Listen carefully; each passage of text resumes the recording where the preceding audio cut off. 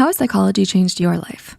If you're a longtime fan of Psych2Go, you know that psychology can improve your relationships, heal mental wounds, and help you cope with difficult circumstances. But did you know that psychology can even save your life? There are lots of things you might not know about how the human mind can put you in danger or help you escape it. Here are some psychology facts that can save your life. Someone else will get it. Picture this. You're walking across a parking lot when you bump into someone. You apologize, but the other person won't have it. Suddenly, they grab you by the shoulder and forcefully shove you to the ground. Talk about an overreaction. Luckily, it's a crowded area, so someone will help before the conflict escalates, right? Unfortunately, there's something called the bystander effect, which explains that the more bystanders are present in a crisis, the less likely they are to intervene. They assume someone else will help, so they don't have to. To prove this, a 2019 study tracked hundreds of bystanders in CCTV footage of violent incidents across Copenhagen. They found that additional bystanders reduced the chances of intervention, especially if they were strangers. They're not heartless. It's just tempting to think, someone else will do it, when in a large crowd. Researchers suggest that in emergencies, you can trigger intervention by pointing at individual bystanders and delegating specific actions, like calling the police to make it their individual responsibility. This fact may help save someone's life, including yours. The calls coming from inside the house. If I asked you to imagine a dangerous person, who would you envision? A shrouded person skulking in the shadows at night, or one of your loved ones? You decide who you trust every day, but according to FBI profiler Mary Ellen O'Toole, our intuitions about who's dangerous aren't always necessarily true. She explains that we tend to be wary of strangers and those who act oddly, while giving a free pass to our acquaintances and those who seem normal. She says it's actually more likely to be harmed by those we know. O'Toole also points out that almost every time the FBI uncovered a violent criminal or serial killer, the dangerous individual was friendly and outgoing, lived a seemingly normal suburban lifestyle, had a family, and had a respectable reputation in their community. Nobody suspected a thing. Look at Jeffrey Dahmer, just a normal guy who kept to himself, right? To help us identify dangerous individuals, O'Toole lays out some better warning signs to look out for.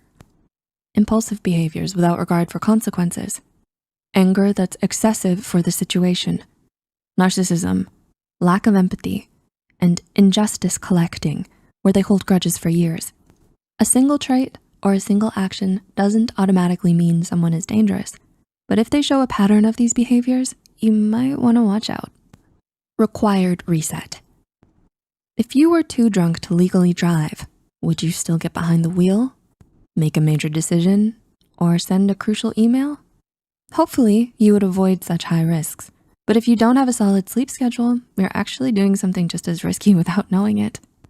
If you don't get enough sleep every night, your body gets overwhelmed by stress hormones and your brain's functionality plummets.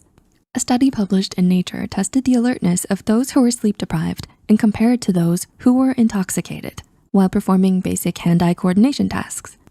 After no sleep for 24 hours, their alertness nosedived to the same level as those who had a blood alcohol concentration of 0.10%. 0.08 is the legal limit. In other words, pulling an all-nighter slows your brain as much as being too drunk to drive. According to the National Sleep Foundation, teenagers need 8 to 10 hours of sleep per night, and adults need 7 to 9 hours. Sleep has a huge effect on memory, cognition, concentration, mood, and accident rates.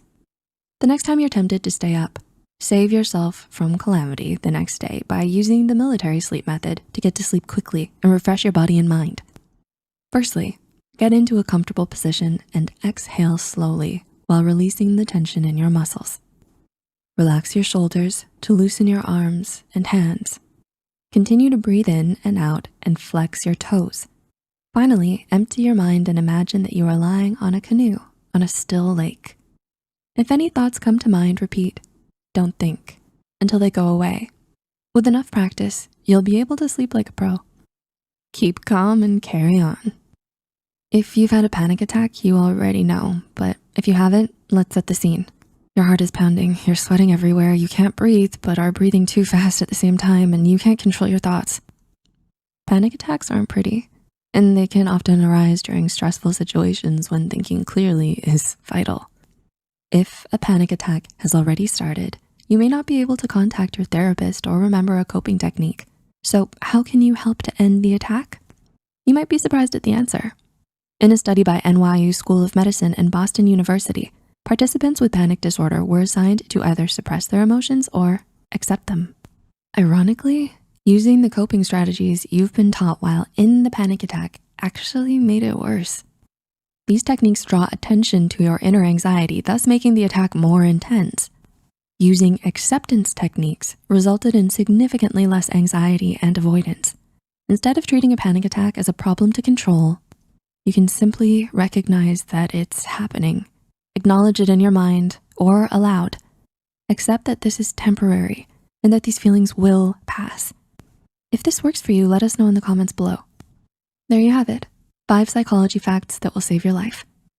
Do you know any other psychological facts that could save your life?